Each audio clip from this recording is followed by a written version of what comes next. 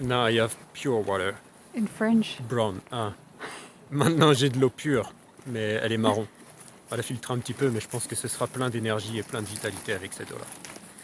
Pour recommencer à boire demain matin. Il est 7h20 et j'attends sagement. Comme le conseille le docteur Filonov, il dit que le jeûne va de 8h du matin jusqu'à 8h du matin le lendemain. Donc quand on arrête par exemple le lundi, dans l'après-midi, le soir, de boire et de manger, on commence le mardi matin à vraiment compter. On ne boit pas avant évidemment, mais on commence le mardi à 8h. Et la vraie journée se fait jusqu'à 8h le lendemain. Et donc en fait ça fait une journée et 2 nuits. Mais c'est vraiment comme ça qu'on compte une journée de jeûne et pas juste de 24h. 24h, par exemple, si vous arrêtez à midi de manger, le lundi c'est pas à compter le mardi à midi qui fait 24h. Enfin ça fait 24h, mais c'est pas une journée de jeûne. Certains considèrent que oui, mais bon, pas moi. Et Dr. Phil non plus. Donc voilà, donc j'attends 8h. Et c'est intéressant parce que là ce matin, alors il y a un truc important, et je le comprends au niveau psychologique. Même chose, toujours le Dr. Filonov, je réfère à lui parce que c'est un des experts au niveau mondial sur le jeûne sec. Et il dit de surtout pas dépasser. Si vous avez dit par exemple mentalement, vous avez dit ok, je vais faire 5 jours de jeûne sec, vous faites 5 jours et vous arrêtez. Et pas de se dire ok, 5e jour, je me sens bien, je vais faire un 6e jour. Même si ça pourrait paraître attractif. Au niveau mental et au niveau du corps, il y a des choses qui se passent au niveau cellulaire, hein, le mental résonne avec le corps. Et donc il dit de pas continuer. Donc voilà, et là ce matin je suis un peu dans cette situation-là. Je pense pas que j'aurais continué parce que j'en avais marre au niveau mental. Donc ça fait 9 jours, je suis au 10e jour. Et je me sens bien. J'ai un peu de tremblement régulier, donc je pense que le corps il est quand même en train de souffrir un peu. Mais je pense que le corps se sent bien et que j'aurais pu continuer une journée de plus si je voulais. Mais je le ferai pas. Pour la raison que je viens de vous dire. Et puis pour le fait que je pense que j'en ai assez pour ce jeûne. Voilà. Donc le soleil ça fait du bien le matin. Oh là là. J'ai réussi à faire fonctionner une vieille balance qu'on a récupérée pour se peser. Et donc, je sais que ça en intéresse beaucoup. On me pose souvent la question quand je fais des jeûnes ou des cures combien de poids je perds. Et donc là, sur ce jeûne sec de 9 jours, j'ai perdu 13 kilos. Donc en 9 jours. Donc ça fait beaucoup. J'ai rarement vu sur mon visage, là je me suis regardé dans la glace tout à l'heure, le fait que la peau rentre vraiment, la peau sur les os, là, vraiment au niveau du visage. Donc 14 kilos, ça fait 13 kilos, ça fait quand même beaucoup. Là. Je sais pas de bêtises, c'est ça, 13 kilos. Donc ça commence à faire. Grosse différence de poids par rapport au poids que j'ai habituellement. Donc je vais essayer, là je suis tout seul dehors, je vais essayer de faire une petite photo, je fais pas ça souvent mais je vais faire une petite photo quand même au niveau du corps également. Ce qui est intéressant, ce que dit le docteur Filonov, c'est que le corps, on perd beaucoup moins de muscles en jeûne sec qu'en jeûne à l'eau, parce que le corps va chercher beaucoup plus dans les graisses, tout ce qu'il a besoin est dans l'eau, alors que dans le jeûne hydrique, on va aller plus rapidement aller piocher les protéines, etc. dans les muscles directement. Donc je vais essayer de me positionner pour vous prendre une petite photo si j'y arrive, sinon on verra tout à l'heure avec ma chérie si elle veut faire une photo. Mais voilà, je voulais faire avant de boire également pour pas que ça change, parce que le corps, c'est une des raisons pour lesquelles il faut boire tout doucement. On peut très vite faire un œdème. Donc idéalement, il faut boire l'équivalent d'un verre, une tasse ou un verre d'eau, en 15 minutes. Pas en dessous de 15 minutes, même en dessous de 10 minutes, ça peut être dangereux, au tout début après un jeûne sec. Donc voilà, hyper important. Donc je vais essayer de faire ça, et puis sûrement je filmerai un petit peu quand je vais boire mes premières gorgées. Voilà, et un autre truc important, alors le docteur Filonov conseille de boire le premier verre avec des probiotiques. Ce que je peux comprendre, il y a une logique derrière, parce qu'il dit qu'on n'a plus de bactéries dans les intestins, je suis pas sûr qu'il n'y en ait plus du tout, ou s'il y en a juste beaucoup moins. Je sais pas si, je crois que j'ai entendu dire que l'estomac est stérile, enfin l'intestin et le système digestif est stérile après. Je sais pas, même si c'est le cas, je me vois pas, après 9 jours de jeûne sec, boire un verre d'eau rempli de probiotiques dedans. Déjà, c'est des probiotiques, ça vient de l'extérieur, c'est pas le corps qui les produit ou qui utilise ses propres probiotiques, ses propres bactéries. Et puis, comme première chose à boire, j'ai vraiment pas envie d'avoir un verre d'eau avec des probiotiques. Donc, je vais pas suivre ce conseil. Je sais pas si c'est une bonne chose ou pas. En tout cas, je m'écoute. Ça, je sais que c'est une bonne chose. Et on verra plus tard si je rajoute des probiotiques ou pas selon comment je me sens. Voilà. Donc, je vais me filmer tout à l'heure avec cette belle eau que j'ai été chercher là dans le ruisseau. Et voilà, d'ici une demi-heure. Donc, un petit peu impatient. Là, ce matin, j'en ai marre, c'est bon. Je sais que j'arrête et ça commence à faire là. Je fais la petite photo et puis je vous tiens au courant pour la suite.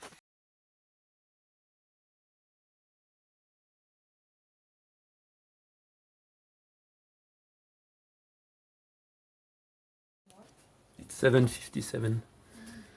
Alors hier, j'ai fait bouillir de l'eau juste avant ébullition. Et après, je l'ai mis dans une autre casserole. Et ici, pour avoir de l'eau gelée. Oh là. Et d'après le docteur Filonov, c'est le mieux. Comme ça, elle va sur ces 4 stades d'état. Et ça lui permet d'être beaucoup plus nourrissante et pleine d'énergie. Et en plus, j'ai l'impression que ça fait descendre les particules au fond de l'eau. Au fond. Génial. Hop, on va la réchauffer un petit peu. Et c'est parti. D'ici quelques minutes, je vais pouvoir boire les premières gorgées d'eau pure.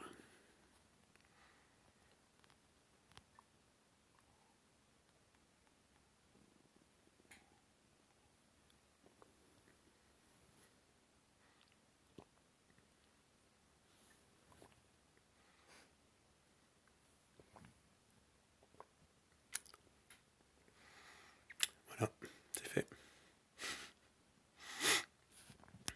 It's really good. slowly, doucement. Ça fait du bien.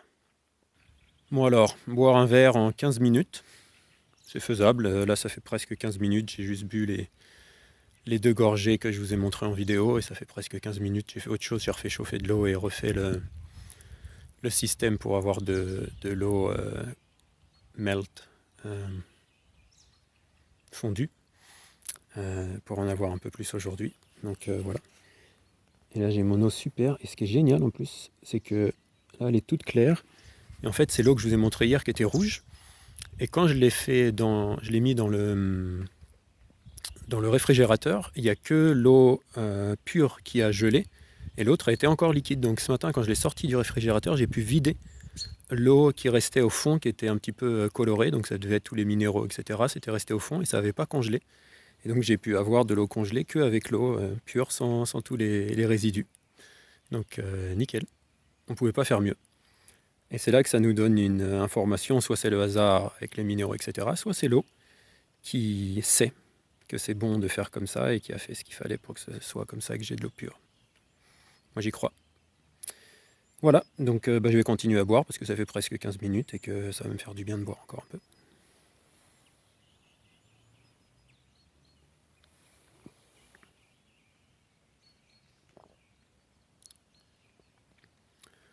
Wow, c'est cool de boire de l'eau.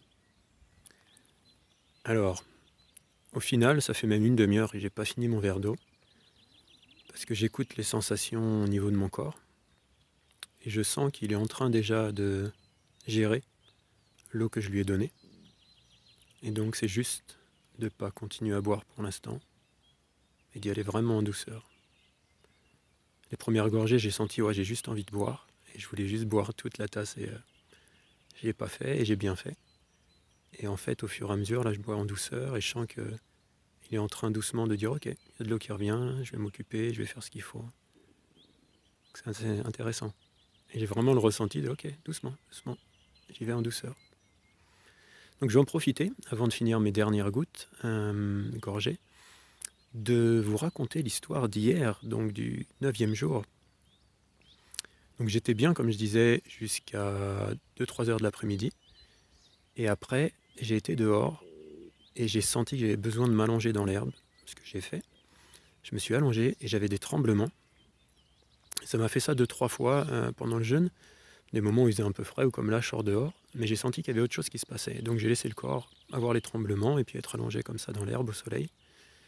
Et à un moment donné, le corps a commencé à faire des contractions, comme des spasmes, à se contracter comme ça de plusieurs manières, dans le ventre, les abdos. Et le plus hallucinant, c'était que j'ai une douleur de temps en temps au niveau de la nuque, ici à droite. Et soit quand je passe trop de temps sur l'ordinateur, ou des fois la nuit, quand j'ai une mauvaise position, je peux me réveiller certains jours, ou vers certains jours, cette douleur qui est présente. Puis souvent, c'est quand même relié à l'épaule droite. Et en fait, pendant les spasmes, je sentais que, comme si le corps se réparait de lui-même. Il était en train de faire fonctionner le système nerveux. Et il me faisait bouger l'épaule droite principalement, et puis le reste du corps en contraction. Et l'épaule droite bougeait un peu de manière indépendante. Et ça a fait partir la douleur. Je l'avais pendant le moment où il y avait les contractions. Et à la fin, plus de douleur. Comme si le corps s'était soigné, régénéré de lui-même avec ses contractions. Et ça me rappelle 2 choses, ce qui est assez intéressant. Ça me rappelle 2 moments que j'ai eus quand j'ai vécu avec un chaman au Pérou. J'ai fait donc des retraites, ce qu'on appelle d'ayahuasca. Et une des fois, j'avais eu une expérience qui était assez intéressante. J'avais visualisé ou vu qu'il y avait comme une boule noire de mauvaises énergies au niveau de l'estomac. Et donc j'en ai parlé au chaman après la nuit d'ayahuasca. Et il m'a dit, ok, je m'en occupe la prochaine fois. Et donc le jour d'après ou le surlendemain, je ne sais plus, j'ai refait donc une séance d'ayahuasca. Et j'étais dans un état hyper tranquille, hyper calme, il n'y avait pas grand-chose qui se passait. Et j'étais allongé, et d'un seul coup, le chaman est venu et a commencé à faire ses incantations, comme ça, avec ses feuilles de, je sais pas, c'est du laurier ou autre, de la sauge, et à les secouer au-dessus de moi. Et en fait, d'un seul coup, j'ai commencé à avoir ces mêmes spasmes. Et là, je me suis rendu compte qu'il était en train de travailler sur cette boule. Et ça a duré ouais, 20-30 minutes, comme hier d'ailleurs. Hier, pendant 20-30 minutes, c'est ce qui s'est passé. Et donc, il a travaillé comme ça. Et puis, j'ai eu ces contractions, ces spasmes. Et puis, à la fin, c'était parti. Je savais que cette boule noire d'énergie avait disparu. Très bizarre. Et la deuxième chose qui m'est arrivée, c'était également au Pérou. Euh, J'avais rencontré une femme qui faisait des soins énergétiques, je ne sais pas exactement ce qu'elle faisait. Et puis elle m'avait proposé de me faire un soin, donc j'avais laissé faire. Et, euh, et pareil, elle me mettait les mains comme ça au niveau de la nuque, au niveau de la tête, et je sentais qu'il y avait comme une énergie qui passait. Et d'un seul coup, même chose. Mon corps qui commence à se contracter comme ça, à avoir des spasmes. Et même chose, je sais que, je sais pas, là, maintenant je me rappelle pas, mais je sais qu'il y a un truc qui s'est passé sur le moment. Je me suis dit, waouh, ça a vraiment soigné ou nettoyé quelque chose. Voilà, donc j'ai eu la même chose hier à travers le jeûne sec. Et le dernier jour, qui est le jour le plus important, et il y a quelque chose de fort comme ça qui s'est passé, presque à un niveau spirituel. Ça a nettoyé une douleur, mais je pense que ça a été chercher autre chose aussi, dont je suis pas complètement conscient. Donc voilà, petite histoire du 9e jour. Donc je vais finir mon petit verre d'eau, et puis je vais aller refaire une petite préparation pour faire fondre de l'eau encore. Cool. Ah, une dernière info dont je me souviens dans le livre du docteur Philonov. Donc le 9e jour, il explique que c'est là où se passe la... Comment on dit en français? Réjuven...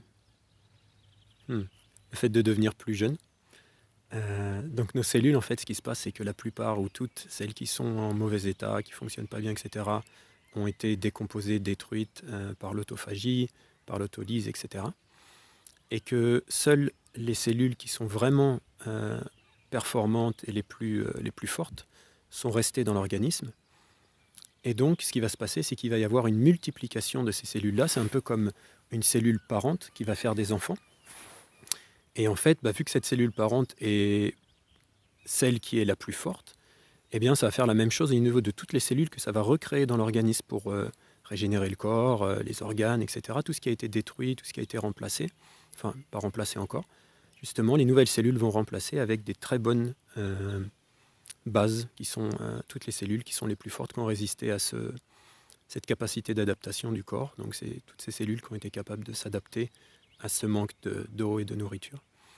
Et donc le corps va fonctionner avec des cellules beaucoup plus fortes et donc va aller à travers ce type d'expérience et d'autres beaucoup plus facilement. Même chose avec les cellules immunitaires, etc. Et c'est une des raisons qui fait qu'il y a une partie de moi qui ne veut pas prendre les probiotiques. Parce que je me dis, s'il reste des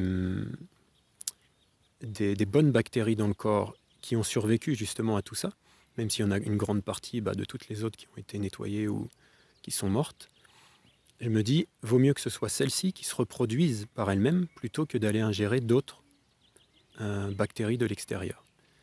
Même si je sais les bénéfices des bactéries, et il y en a des millions, des milliards dans ces petites gélules de probiotiques. Mais il y a une partie de moi qui hésite quand même beaucoup à les prendre. Donc je verrai plus tard comment je me sens. Pour l'instant, je ne les prends pas. Je suis content d'avoir juste bu de l'eau, mon premier verre, avec que de l'eau et pas avoir mélangé des probiotiques dedans. Donc voilà, c'était une des dernières infos. Je pense que ça s'arrête là. Il y a peut-être des choses intéressantes au niveau de la reprise alimentaire que je peux partager avec vous. Ce que dit le docteur Philonov, donc c'est à 8h du matin, prendre ces verres d'eau, enfin un verre d'eau en moins de 15 minutes, d'en prendre 8 dans les 6 à 8 heures qui suivent. Et donc de ne pas avoir le premier repas avant 2h de l'après-midi, donc 8h du matin à l'eau, jusqu'à 2h de l'après-midi. Lui, il conseille à 2h de faire une compote liquide de fruits secs, d'abricots, de prunes et de raisins. Alors je les ai mis à tremper toute la nuit avec de l'eau. Je ne sais pas s'il faut les faire cuire ou pas, c'est une interrogation que j'ai cherché un peu, j'ai pas réussi à trouver. Je pense, parce que s'il parle de compote, il faut les faire cuire, mais je ne suis pas sûr. Donc ça, il dit de prendre ça à 2h, et seulement à 7h de l'après-midi ensuite, de prendre un potage, enfin l'eau de cuisson de tout un tas de légumes. Donc voilà un petit peu la première journée, comment lui il a conseillé. Je suis pas sûr, je pense même être sûr de ne pas respecter ce protocole. Chacun fait comme il le sent, hein. Mais là moi je suis plus attiré ce matin à voir ces verres d'eau, peut-être à rajouter soit du citron dans un verre d'eau, soit boire un verre d'eau de coco. Là, je ressens que ce sera juste. Et pour le repas, j'hésite, on verra tout à l'heure, mais je ne suis pas spécialement attiré par son histoire de compote de fruits secs. Ça me paraît hyper lourd. Je me vois plus manger, là j'ai du melon à la maison, je me vois plus manger un melon si je dois manger quelque chose plutôt qu'une compote de fruits secs, mais on verra tout à l'heure. Peut-être que je les prendrai quand même les fruits secs parce que je pense que ça a une importance et puis que ça peut nettoyer le corps aussi. Le corps a besoin d'éliminer, donc les prunes par exemple, de prendre une grosse quantité de prunes comme ça. Il parle d'1 litre c'est un peu, à mon avis la traduction elle n'est pas parfaite, mais 1 litre de compote de fruits secs. Je ne sais pas trop comment on fait 1 litre de compote de fruits secs, mais voilà en gros ce que ça dit. Donc on verra. Mais là pour l'instant je suis plus tenté par l'histoire du melon que de la compote. Voilà. Donc j'ai rebu un peu, il me reste encore un petit peu d'eau dans mon premier verre, ça fait presque 40 minutes ou 45 minutes. Donc c'est très bien. Et puis je continue à boire comme ça ce matin. Mais je sens déjà un petit peu la différence, un petit peu moins la bouche sèche, même si elle est encore un peu sèche. Et puis je sens qu'il y a un truc qui s'est passé dans le corps, là, le corps qui a commencé à gérer l'eau. Donc c'est cool. Voilà, donc je pense que je peux terminer la vidéo là-dessus. Je vous remercie si vous écoutez encore ces mots d'avoir suivi jusqu'au bout. Je ne sais pas comment je vais faire le montage, mais en tout cas je pense que c'est pas une petite vidéo. Donc si vous avez suivi jusqu'au bout, merci. Mettez un j'aime, abonnez-vous si vous n'êtes pas abonné. Mettez des commentaires, ça aide pour les vidéos. Et puis moi, je suis content toujours de lire un petit peu vos retours. Et puis je vous dis à bientôt pour la suite de ces vidéos sur ces sujets de développement personnel, de santé, de spiritualité, etc. Puis je vais mettre des petites choses en place si vous voulez me suivre sur mon site internet frédéricdeltour.com. Je vais mettre des petites choses en place liées à ça et puis à d'autres choses qui peuvent peut-être vous aider. Parce que pour l'instant, les seules choses que je vends, entre guillemets, j'ai mes livres sur internet, sur Amazon.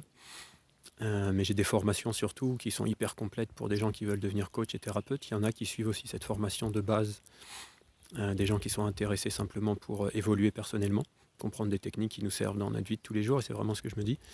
Mais c'est vrai que le budget il est peut-être un peu important pour des gens qui veulent juste faire une formation pour eux, par rapport à ceux qui veulent investir pour devenir coach, thérapeute et thérapeute holistique. Donc peut-être que je vais proposer des choses différemment, je suis en train de réfléchir à tout ça. Voilà. Donc on verra par la suite pour ça. Allez, je vous dis à bientôt pour la prochaine vidéo. Et puis merci d'avoir suivi jusqu'au bout. À bientôt.